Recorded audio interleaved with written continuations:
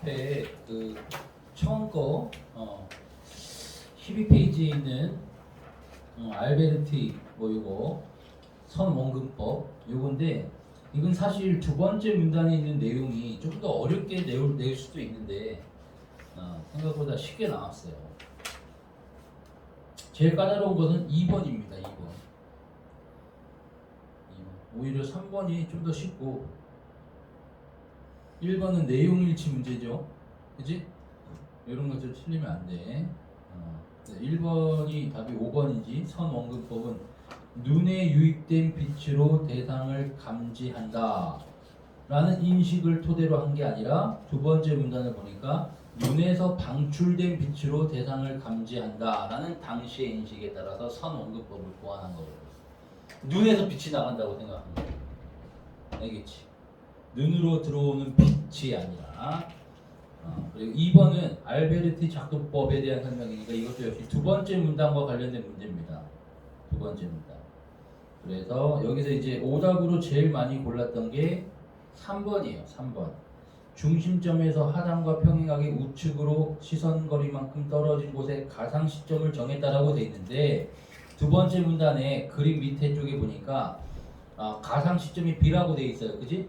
그리고 그 아래줄에 보니까 사각형의 우측변으로부터 B까지의 거리, 가상 시점까지의 거리는 그 밑에 시선거리와 같도록, 그죠? 그러니까 우측변으로부터 가상 시점까지의 거리가 시선거리와 같다. 그래서 3번은 우측으로부터 시선거리만큼 떨어진 이렇게 나오면 안 되고 우측변으로부터 이렇게 나와요. 그러니까 중심점이 우측이라고 하면은 A의 바로 오른쪽부터 되는 거야. A부터 B까지 요걸 다 세는 게 아니라 여기 아니라 여기 우측변이라고 돼 있잖아. 이 네모인가? 네모? 우측변으로부터 여기까지 이 거리야. 이 거리. 이 거리가 시선거리가 된다는 거야. 알겠지? 그래서 3번은 알맞지 않고 4번이 답이 되는 거고요. 좀 넘겨서 두 번째 문단에서는 두 번째 저기 14페이지에 있는 글 이것도 그렇게 어려운 글이 아니었습니다. 이런 부분은 일단 질문으로 그때 같이 가져보도록 할게요. 16페이지도 두 개 나와 있는데 특히 여기서 이제 시뮬라르크와 관련된 이런 개념을 좀 알고 있는 게 좋아요. 어려운 문제는 없었던 것 같습니다. 그리고 이제 뒤에서 오늘 해줄 게 뭐냐면은 여기서 문제 풀이형 중에서 좀 까다로웠던 게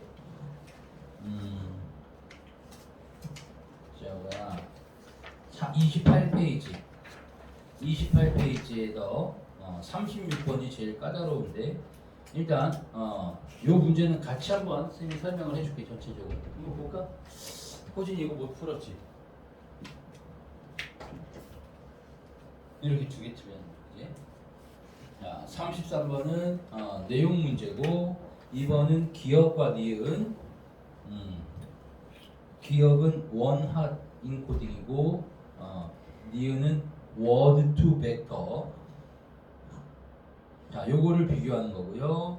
35번은 A와 관련해서 규칙에 따라 학습률을 조정하는 방법과 관련해서 보기에 들어갈 상황으로 적절한 것. 요거는 좀 쉬워. 36번이 까다로워. 자, 한번 볼게. 텍스트 마이닝 동그라미 치고 책이나 인터넷 등에 있는 수많은 문장들을 모은 후, 자, 문장들을 모은 후 밑줄 그 특징으로부터 활용 가능한 의미를 추출하는 기술. 의미를 추출 밑줄. 문장들을 모으고 의미를 추출하는 게 텍스트 마이닝이야. 자, 이를 위해서는 우선 컴퓨터의 작업을 위해 변환 규칙인 임베딩 모델에 따라서 단어를 다차원 벡터로 나타내야 한다. 자, 그래서 다시 임베딩 모델의 밑줄 단어를 밑줄 다차원 벡터로 밑줄. 다차원 벡터가 뭐냐? 그 앞에 숫자들의 집합이래. 그냥 숫자들의 집합. 자, 가장 간단한 임베딩 모델은 0과 1만으로 집합으로 단어의 번호를 하나씩 부여하는 방법인 원핫 인코딩이에요. 이 부분부터 살짝 정리를. 여기는 그렇게 많이 어렵진 않아.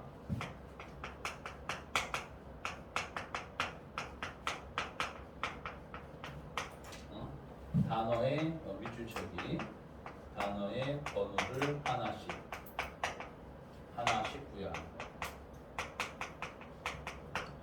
자, 예를 들어 개, 강아지, 고양이의 이 방법으로 1, 2, 3의 번호를 부여하면은, 자, 개는 이런 예가 중요합니다. 자, 이렇게 되는 거고, 강아지는 0, 1, 0인가? 고양이는 0, 0, 1 이렇게 되지, 그지? 자, 요거를 통해서 우리가 좀 이해를 해주면서 읽는 게 좋아요. 자, n개의 단어가 있다면 단어가 만약에 n개라면은 n개의 단어가 있다면 각 단어는 하나의 요소만 1인. 이 단어는 n개면은 하나의 요소만 1인 n개의 n차원의 벡터. 자, 그러면은 요거를 살짝 읽어주면은 벡터? 유수라고는 아니야. 자, 지금 이 위에 있는 상황에서는 단어가 몇 개 있었어? 3개 있었지, 3개. 그지? 그러니까 3개니까 여기서 하나의 요소만 1. 얘가 지금 얘만 1이잖아. 그지? 얘도 가운데 게 1이고 얘는 마지막 게 1이고. 그죠? 그래서 이 0, 1, 0 이게 지금 뭐라 그래? 차원이라고 하고 있는 거야. 차원. 알겠죠? 만약에 단어가 6개가 있어 6차원의 벡터. 근데 그 중에서 1은 하나밖에 없는 거지. 알겠지? 1은 하나고 나머지는 다 0. 이런 식으로 되는 거예요. 이는 단어가 많을수록 차원이 커진대. 그러니까 단어가 n개가 될수록 차원도 n개가 되는 거잖아. 그치? n차원이 되는 거지. 단어가 많을수록 차원이 커짐에도 정보를 담지 못하는 희소 벡터래. 자, 이거는 희소 벡터야. 그러니까 얘는 단어가 많아지면은 차원도 많아지는데 정보는 담지 못해요. 정보는 담지 못해. 그럼 이 정보를 담지 못한다는 게 뭔 소리냐? 개와 강아지의 의미상 가까움에도 벡터 간 거리가 개와 고양이의 경우와 같아서 거리 연산이 무의미하다. 그러니까 이 정보를 담지 못한다는 것은 의미상 차이, 의미의 차이를 담지 못한다는 거예요. 의미가 비슷한 애랑 의미가 먼 애랑 이런 차이가 있어 없어? 없다라는 거야. 자, 여기까지 읽고서 또 몇 개를 해줄 수 있죠. 한 2번째 문단까지 읽고. 자, 1번부터 보니까 33번에 1번 희소 벡터는 다차원 벡터이지만 차원이 작아서 정보를 담기 힘들다. 맞아, 틀려? 판단해봐. 희소 벡터는 다차원 벡터. 어디가 아니야? 차원이 작지가 않아요. 그렇지. 차원이 작기 때문에 정보를 담기 힘든 게 아니라 뭐 때문에 정보를 담기 힘들어? 거리. 그렇지. 거리가 같아서 정보를 담기 힘들다. 의미 차이가 없다는 거야. 1번이 알맞지 않은 거예요. 2번, 3번까지 다 해결할 수 있지. 우리 여기까지 읽었을 때, 그지? 텍스트 마이닝을 위해서는 현실에서 사용하고 있는 문장들을 다량으로 취합하는 과정은 첫 번째 문단 보면 돼. 수많은 문장들을 모은 다음에 의미를 추출하는 기술이라고 나왔으니까, 그죠? 3번은 핫 인코딩에서 얻은 100, 010 뭐 이 거리는 100과 001 사이. 그러니까 개와 강아지의 거리는 개와 고양이의 거리와 같다라고 할 수가 있죠. 거리가 똑같아. 자, 그다음 이제 세 번째 문단이 좀 중요합니다. 텍스트 마이닝을 통해 활용 가치가 높은 의미에다 줄치면 되지. 높은 의미를 얻기 위해서는 월드 투 벡터. 그러니까 지금 요거는 의미가 없지, 그지? 그래서 이 높은 의미를 어떻게 읽으면 돼? 거리. 의미의 그렇지 거리가 뭐 크다라고 할 수도 있고, 그지? 의미의 차이가 있다라고 할 수도 있고. 자, 요거를 얻기 위해서 뭐라고 워드 투 벡터.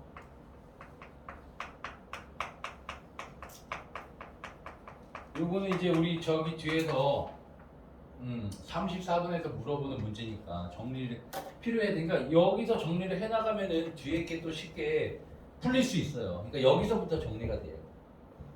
자, 얘는 단어 간 유사도를 담는 인베딩 모델이 필요하다. 자, 그러니까 똑같은 인베딩 모델이 필요한데 약간 달라요. 유사도를 담는 인베딩 모델이 필요해. 그러니까 여기서는 유사도를 담을 수 있어 없어? 이 희소 벡터에서는 유사도는 담을 수 없지. 개와 강아지 유사도는 담을 수 없었지. 얘는 유사도를 담을 수 있는 인베딩 모델이 필요한 거야. 자, 이 방법으로 만드는 벡터들은 0과 1을 포함한 모든 실수를 사용하므로 사전에 정해놓은 작은 차원. 자, 얘는 모든 실수를 사용합니다. 자, 그래서 작은 차원으로도 이렇게 작은 차원이라는 말이 나왔을 때 요게 많지 않아도 이 차원이 이 단어의 개수가 많지 않아도 비교하는 단어의 개수가 많지 않아도 혹은 요게 많지 않아도 그지?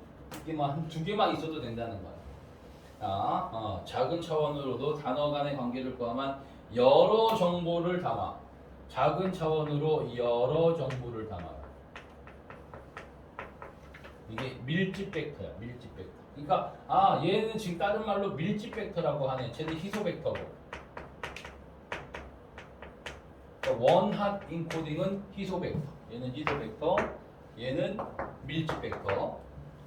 이 벡터들이 최적의 벡터 값으로 이루어져 있다면 왕과 남자로 연산하여 얻은 벡터가 여왕 여자로 연산하여 얻은 벡터와 같을 것이다. 왜? 왕과 남자는 유사성이 있어 없어? 유사성이 있지. 이 단어간 유사성이 있죠. 그리고 여왕과 여자도 유사성이 있지. 그러니까 이렇게 계산한 것과 같을 것이다. 그래서 자, 이 부분 중요합니다. 왕 빼기 남자 더하기 여자는 뭐가 된다? 여왕이 된대. 여왕. 왜냐면은 왕 빼기 남자랑 여왕 빼기 여자가 같다라고 했잖아, 그지? 오케이? 그래서 이런 식으로 왕 빼기 남자랑 여왕 빼기 여자인데 요거를 더하면은 여왕이 나온다. 이런 공식으로 자, 이렇게 연산하여 표현할 수 있습니다. 이를 위해 남자와 여자 같이 유사한 범주에 속하는 단어들은 유사한 범주는 여기다 위에다 쓸게. 유사한 범주는 어떻게 벡터 간 거리가 가까워지도록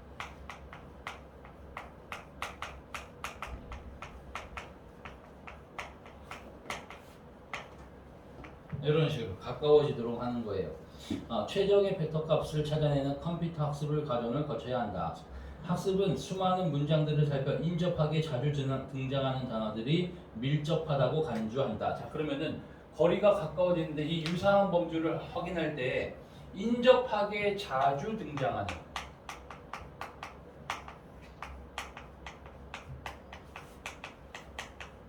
인접하게 자주 등장하는 애들이 밀접한 연관성이 있다라고 하잖아, 그지? 그죠?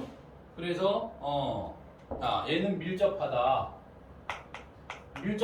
판단하면 얘들의 거리가 가까워지도록 하는 거고, 자, 그 다음에 비슷한 위치에서 바꾸어 쓸 수 있는 단어.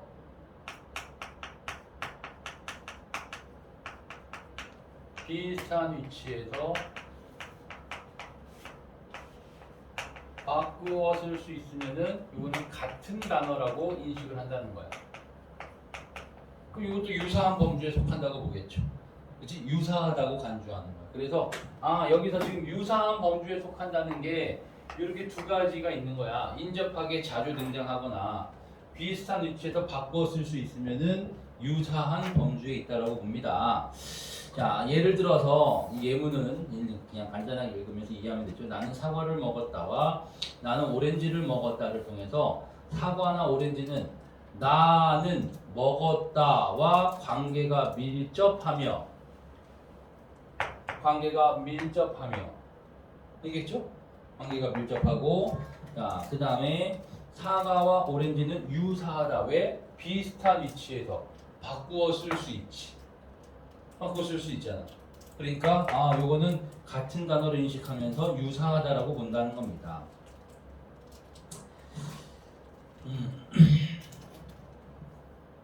여기까지 읽고서 우리가 또 할 수 있는 거 한번 해볼까요?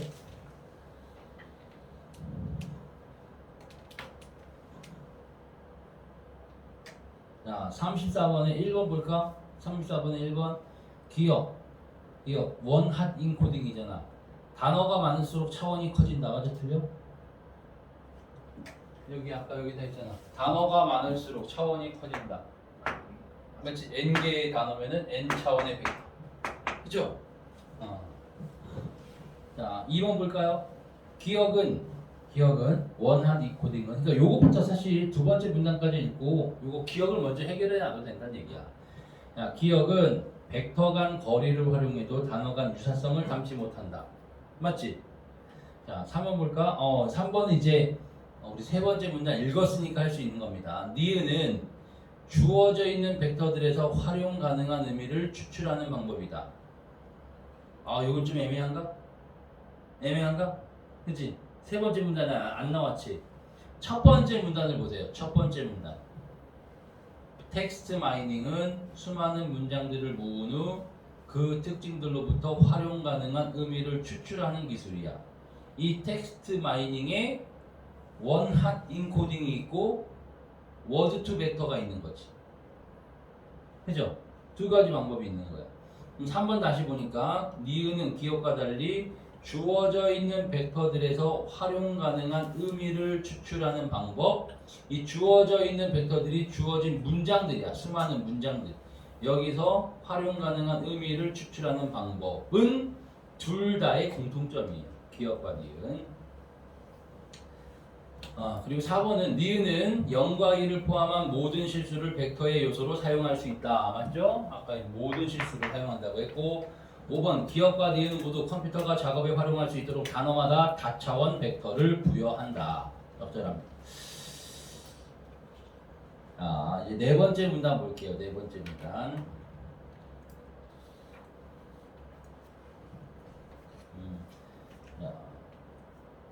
워드 투 벡터가 텍스트 마이닝의 활용 목적에 따라 최적의 벡터 값을 찾아내는 과정.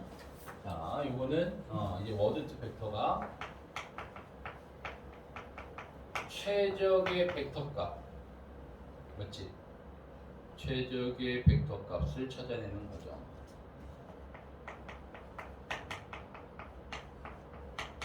어떻게 구하는지. 자, 먼저 수많은 문장에서 단어들을 추려내고 단어마다 무작위 값으로 초기 벡터를 부여해.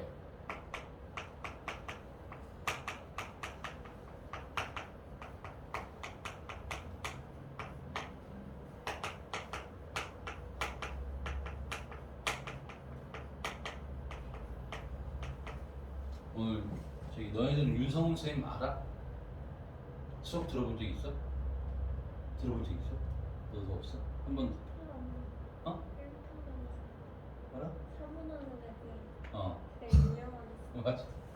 그림에서 그림에서 그림에 우리 학원 사진? 여기 붙어 있어. 그러니까 시골에서 온 애들은 인강으로만 보던 선생님이 오늘 온 거잖아. 이제 두 번째 온 거잖아. 마치 연예인 보는 느낌인 거야. 그래서 앞자리에 앉혀달라고 사인 받아야 된다고.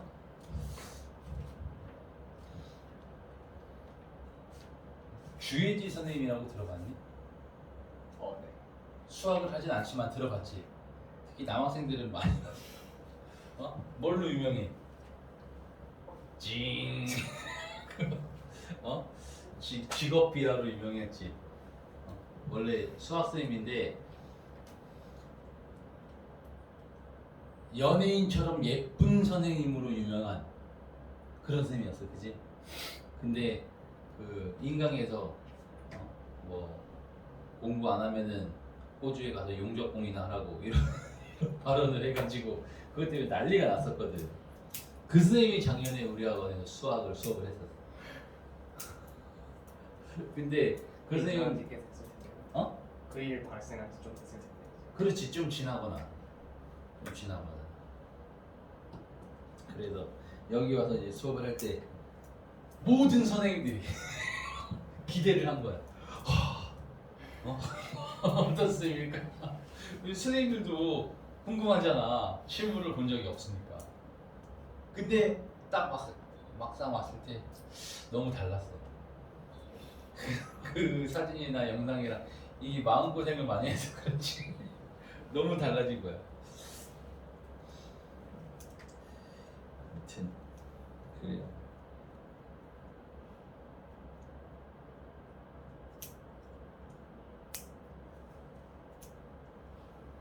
자, 뭐하다 얘기지?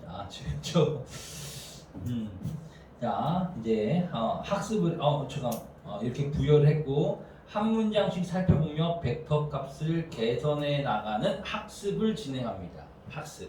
그러니까 초기 벡터를 부여한 다음에 학습을 진행하는데 이 학습의 내용은 어떤 거야? 학습은 문장을 살펴보면서 벡터 값을 개선해 나가는 거.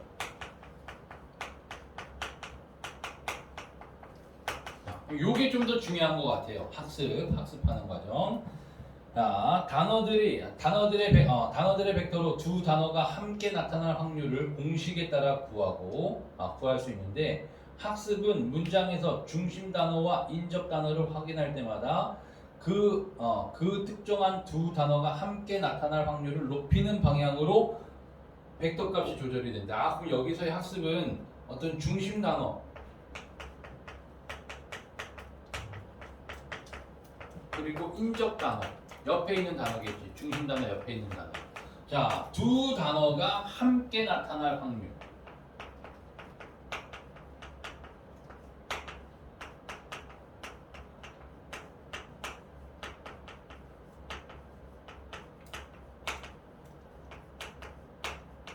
이 확률을 높이는 방향으로. 잠깐만. 여기까지 안 보일 것 같은데. 두 개를 높이는 확률을 높이는 방향으로 학습이 이루어진다.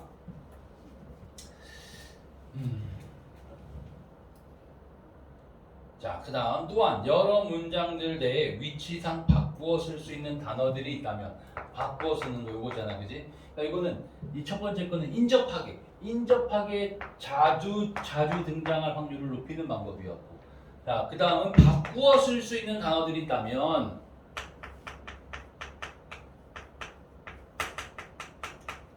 쓸 수 있는 단어들이 있으면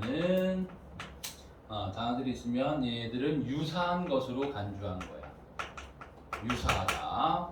그러니까 거리가 가까워지도록 하는 거예요. 이 두 가지도 결국에는 이 학습이. 자, 이런 식으로 조정을 합니다. 이런 식으로 주어진 모든 문장에 대해 학습을 완료하면은 한 세대의 학습이 종료가 돼요. 자, 그다음 다음 세대의 학습은 그러니까 요 과정이 한 세대 학습이라고 하는 거예요. 그치?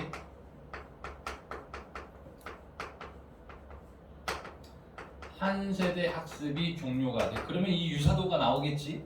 유사도가 나와요. 그럼 다음 세대 학습은 이 상태의 벡터 값에서 시작해. 다음 세대.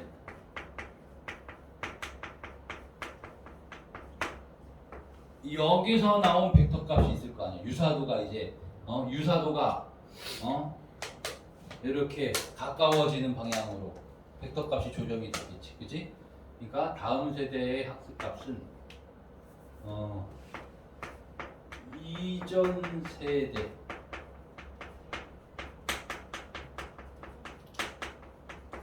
요거를 기준으로 다시 계산을 한다는 거야. 그래서 여기서 시작해서 모든 문장들을 다시 살펴보는 방식으로 진행이 된다.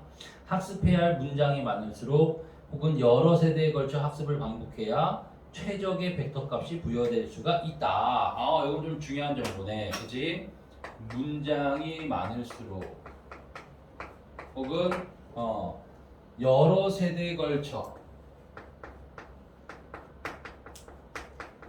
학습을 할수록 최적의 벡터 값에 가까워진다.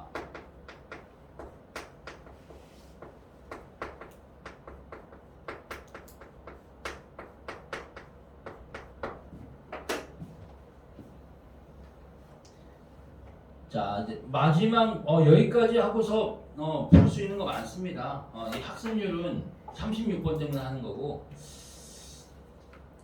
35번 볼게요. 35번.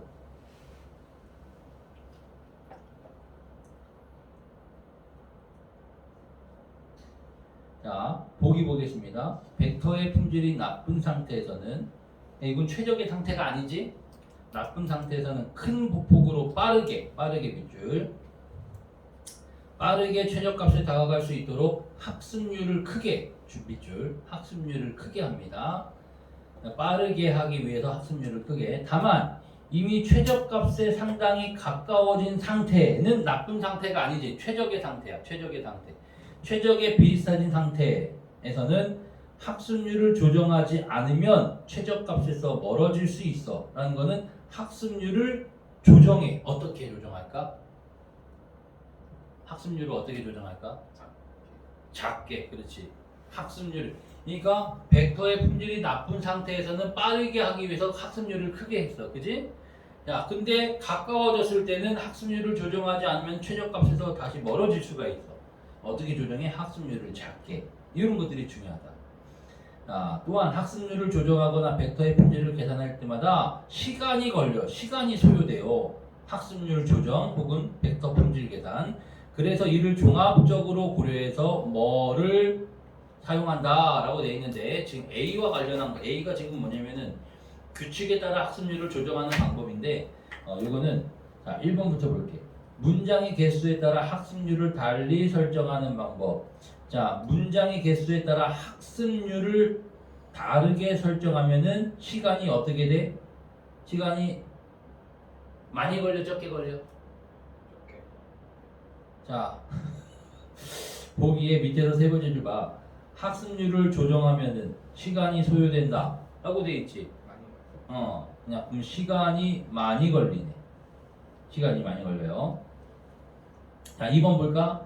하나의 문장 학습이 끝날 때마다 학습률을 조정하는 것도 역시 시간 소요가 커지는 거지. 시간이 많이 걸려요. 자, 3번 볼까? 적절한 학습률을 계산한 후 여러 세대에 걸쳐 그 학습률을 유지한다. X지. 왜냐면은 한 세대의 학습이 끝나면은 그 다음 세대는 이 값이 달라지잖아. 그지? 최적의 상태에 좀 더 가까워지겠지. 그러니까 여러 세대 학습하면은 최적의 벡터 값을 찾을 수 있는 거네. 그러니까 모든 세대가 동일한 학습률을 쓰는 거는 아예 잘못된 거예요. 이겠지. 그러니까 최적의 적정한 학습률을 계산한 다음에 여러 세대에 걸쳐 유지하는 게 아닙니다. 세대마다 달라져요. 세대마다. 그다음 4번이 까다로워. 세대가 끝날 때마다 벡터의 품질을 계산하지. 벡터의 품질 계산할 때마다 어떻게 된다고 보기에서 시간이 소요된다라고 되어 있죠. 시간이 오래 걸려요. 자, 학습률을 조정하는 것도 역시 시간이 오래 걸려. 둘 다 시간이 오래 걸리는 거야. 5번 볼까요? 초기에는 학습률을 크게 한 후 학습률 크면 어떻게 돼? 시간이 적게 걸리지. 빠르게 하는 거니까. 세대를 거칠 때마다 학습률을 줄이는 방법. 학습률을 줄인다는 거는 학습률을 조정하는 거죠. 그지? 그래서 가장 최적의 상태가 바로 5번이 되는 거야. 5번.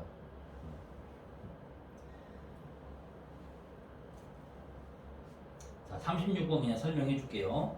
자, 텍스트 마이닝을 위해서 워드 투 벡터 방식을 활용하여 다음과 같은 조건과 학습 대상으로 10번의 세대를 거쳐서 학습을 진행했습니다. 세대가 10번 있는 거야. 10개 세대가 있어요. 이는 국가와 수도를 범주라는 최적의 벡터 값을 얻기 위한 목적의 학습이었고 벡터의 형태는 2차원 벡터야. 2차원 벡터. 여기는 3차원이었잖아. 그지? 그냥 A, B의 형태로 되어 있는 2차원 벡터. 자, 그리고 학습을 위해 추출한 문장 다음의 세 문장을 포함한 100개의 문장이래. 100개의 문장. 국가에 관한 정보를 담고 있습니다. 한국의 수도는 서울이다. 뭐 이런 식으로. 그 다음, 야, 벡터 생성 후 연산 방법이 있는데, 여기를 지울게요. 벡터 생성 후 연산 방법.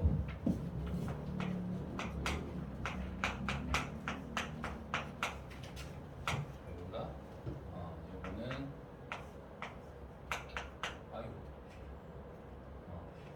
A 플러스 마이너스 C. 자, 요게 중요해요. 요게 뭘 얘기하는 건지. 이겠지.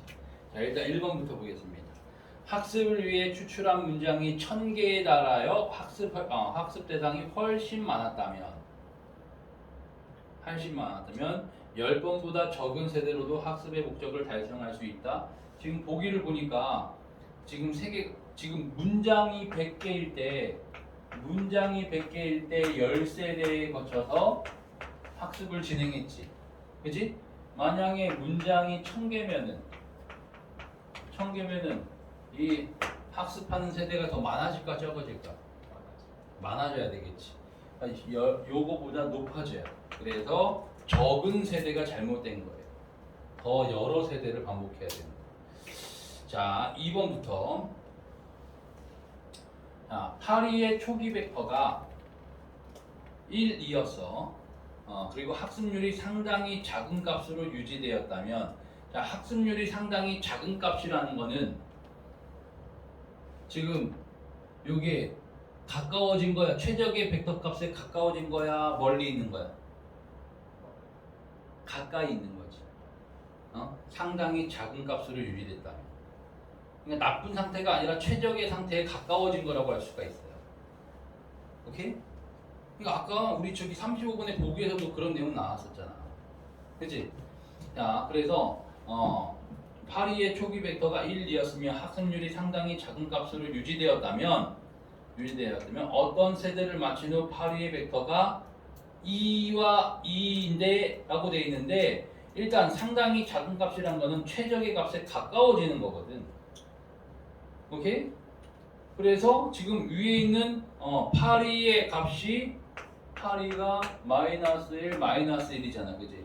그러니까 2와 2는 될 수가 없지. 2와 2가 아니라 요거랑 파리의 벡터가 요거일 수도 있었겠군. 이렇게 나와야 돼. 얘랑 유사한 상황까지 갔어야 돼. 마이너스 1, 마이너스. 최적의 상태랑 비슷해야 돼.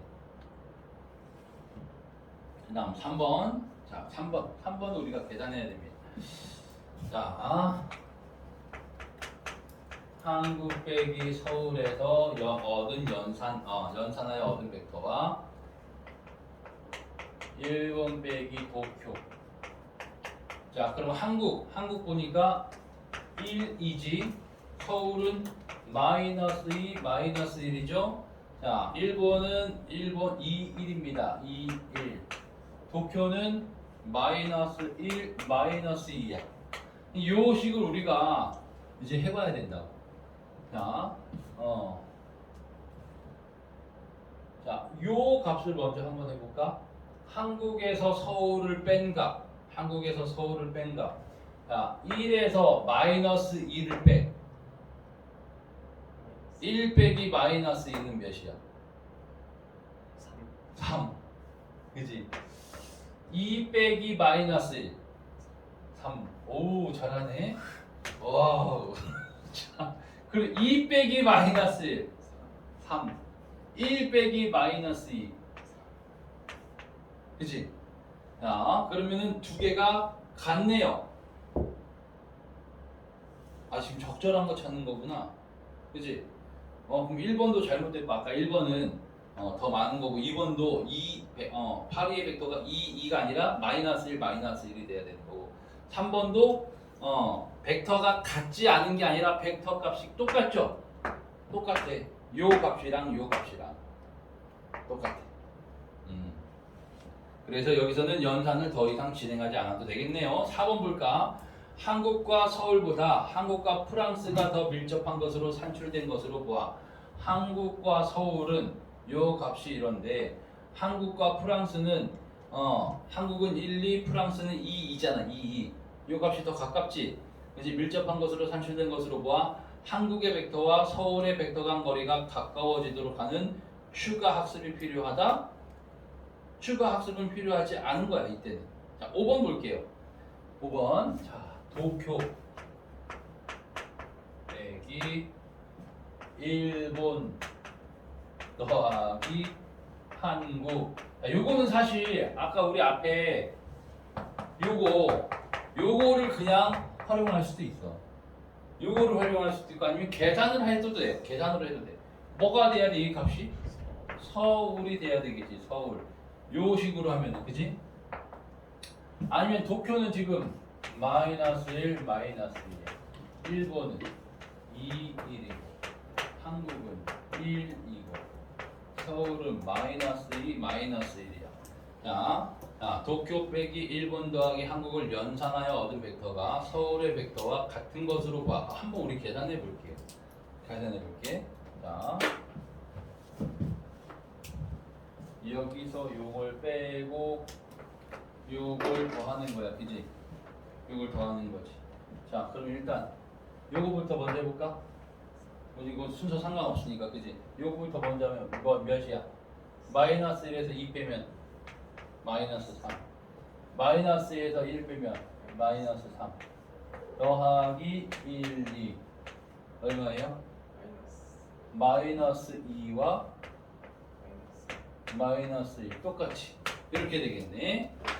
오케이? 이렇게 이 사실은 10번의 세대학습으로 최적의 벡터 값을 얻었음을 보여준다. 요 값이랑 그지? 요 값이랑 요 값이 똑같다는 거. 연산에서 얻은 값이랑 요 값이랑 똑같잖아. 그지? 10세대에 거친 아까 100개 문장을 10세대에 거쳐서 학습했다라고 했지. 최적의 벡터 값을 찾아냈다고 할 수가 있네. 그래서 5번이 답이 되네.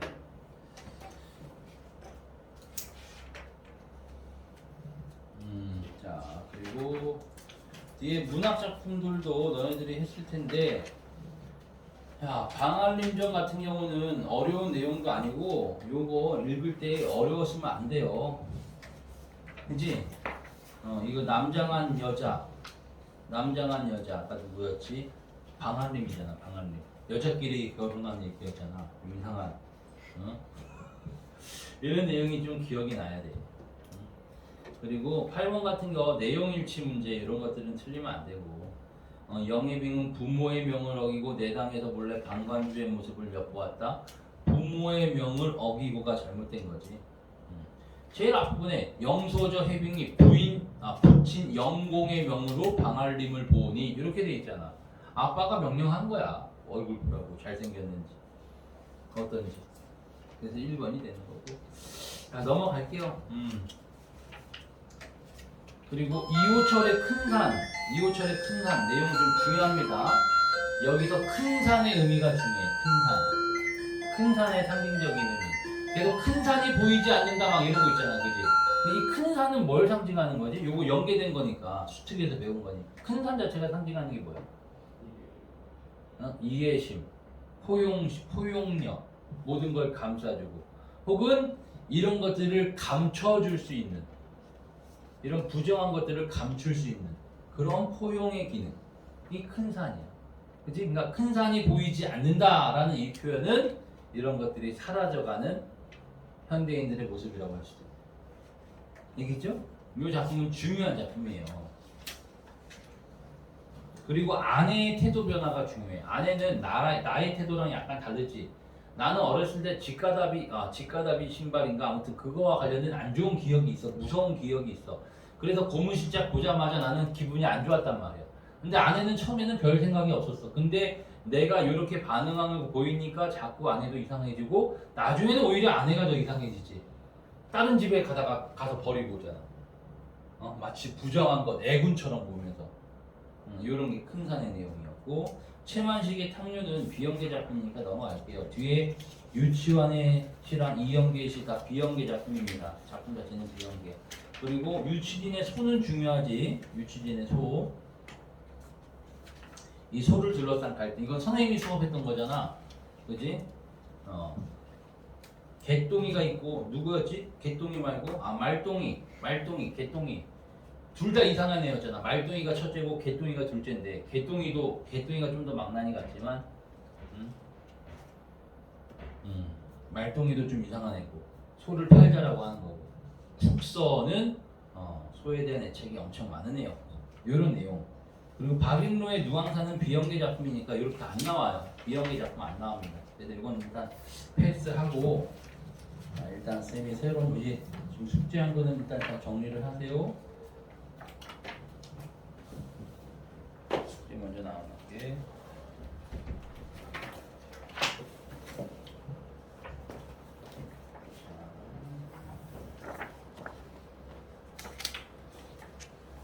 그리고 요거는 오늘 할 거.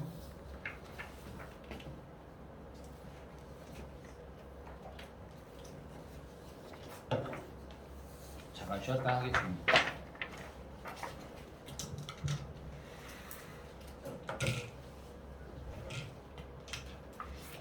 진짜 사문 듣는 애들도 줘야 돼요.